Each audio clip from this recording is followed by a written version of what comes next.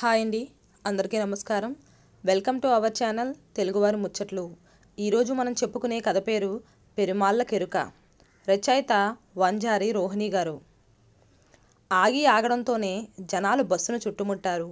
Bus దిగి కాళీ Mandir, Balaji temple, కాళీ Mandir, Chilukuri Balaji temple, వృత్తి ధర్మాన్ని తెలిసినలా వసపెట్టలా అరుస్తుంది కండక్టర్ ఝాన్సీ.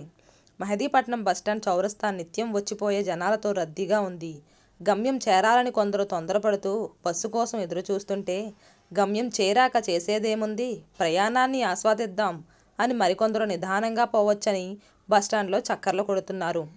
ఓ పక్క ఎవ్వరితో మాకు పని లేదు, కానీ మిమ్మల్ని మీ గమ్యం చేర్చడమే మా పని అంటూ బస్సులు, మరోపక్క నేనెవరి కోసం అస్సలు ఆగను అంటూ కాలం పరుగులు తీస్తూనే ఉన్నాయి.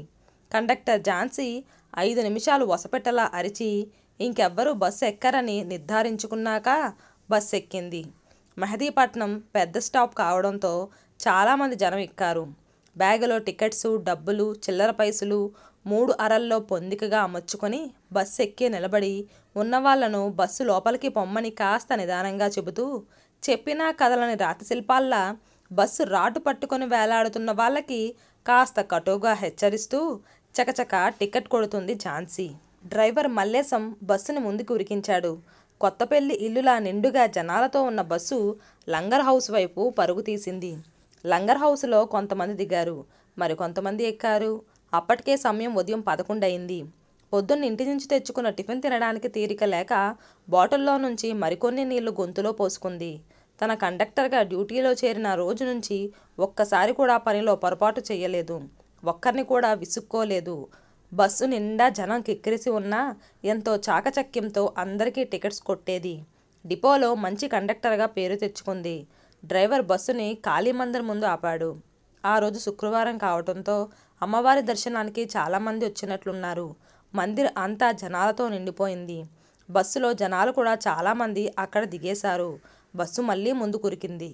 బస్సులో జనం పల్చబడ్డారు. శనివారం బాలాజీ టెంపుల్కి ఎక్కువ మంది వెళ్తారు. హిమాయత్ సాగర్ క్రాస్ రోడ్ దగ్గర గుంపుగా జనాలు చేతులూపుతూ నిలబడి ఉన్నారు. డ్రైవర్ బస్సు ఆపగానే బిలబిలామంటూ 15 మంది పైన బస్సు ఎక్కారు.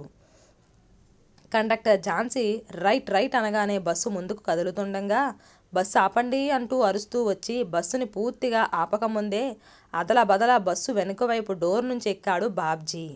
ఆ వెనకే కంగారుగా అతని భార్య మీనా ఎక్కింది. బస్సులో ముందు పక్క ఎక్కిన వాళ్ళకి టికెట్స్ ఇస్తుంది కండక్టర్ ఝాన్సీ. ఇంకో అర్ధగంటలో బాలాజీ టెంపుల్ వచ్చేస్తుంది. మేడం, ఇక్కడ 2 టికెట్స్ ఇవ్వండి. బస్సు అంతా వినపడేటట్లు అరిచాడు వెనుక పక్క నిల్చున్న బాబ్జీ. అతను అరిచిన అరుపుకు జనాలంతా తల తిప్పి అతని వంక చూశారు. ఒక్క నిమిషం ఆగండి సార్, ముందున్న వాళ్ళకి టికెట్స్ ఇచ్చి వస్తాను. స్వరంలో మర్యాద ధ్వనిస్తుండగా చాలా నెమ్మదిగా చెప్పింది ఝాన్సీ.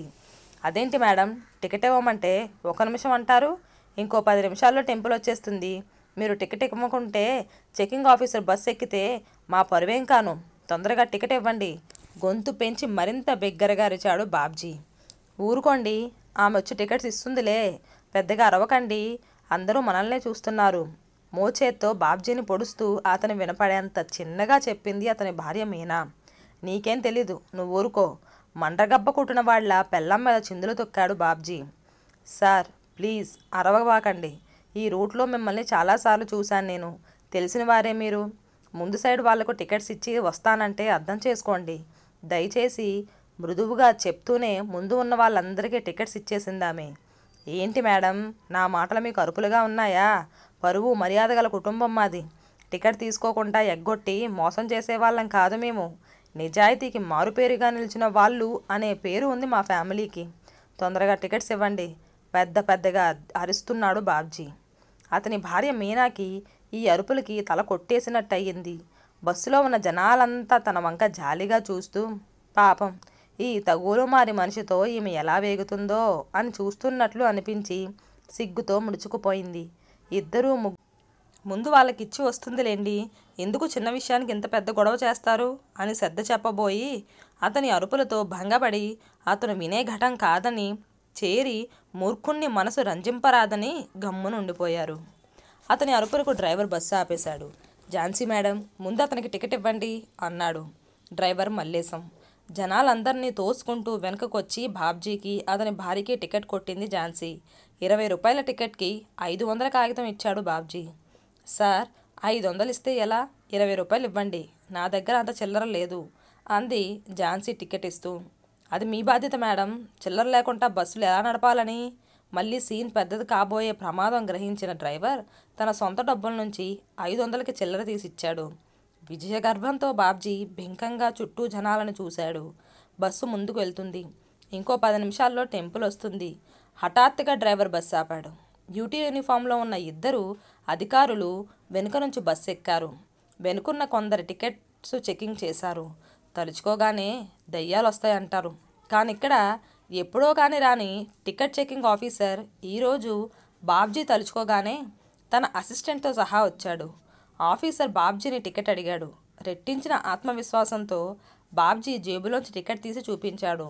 ఇక బస్సు దిగబోతూ ఏదో గుర్తుకొచ్చినట్లు ఆఫీసర్ వెనుదిరిగి బాబ్జీ ముందుకొచ్చి, నీ పేరు బాబ్జీ కదా అన్నాడు అతని వంక చూపుడు వేలు చూపిస్తూ. అవును సార్, మీకెలా తెలుసు? విస్మయంగా అన్నాడు బాబ్జీ. మొన్న విజయవాడ రూట్లో టికెట్ కొనకుండా పట్టుబడి అరెస్ట్ చేస్తే స్టేషన్కి వచ్చి తప్పైపోయింది అని బ్రతిమలాడి 1000 రూపాయలు ఫైన్ కట్టింది నువ్వే కదా? అప్పుడు స్టేషన్లో నేనున్నాను అన్నాడు బాబ్జీ వంక అనుమానంగా చూస్తూ. అవురా, ఇప్పటిదాకా పరువు నీతి అంటూ మాట్లాడాడు. తెలిసిన రూట్లో అయితే టికెట్ కోసం దబాయింపు, అదే తానెవరో తెలియని రూట్లో దొంగ బతుకు. మనిషి లోగుట్టు పెరుమాళ్ళకెరుక, ఏమి మనిషిరా ఇతను అని అందరూ ముక్కున వేలేసుకున్నారు. అప్పటిదాకా ఆంబోతులా రంకెలేసిన బాబ్జీ తన గుట్టు రట్టవడంతో తేలికుట్టిన దొంగల తల వంచుకున్నాడు.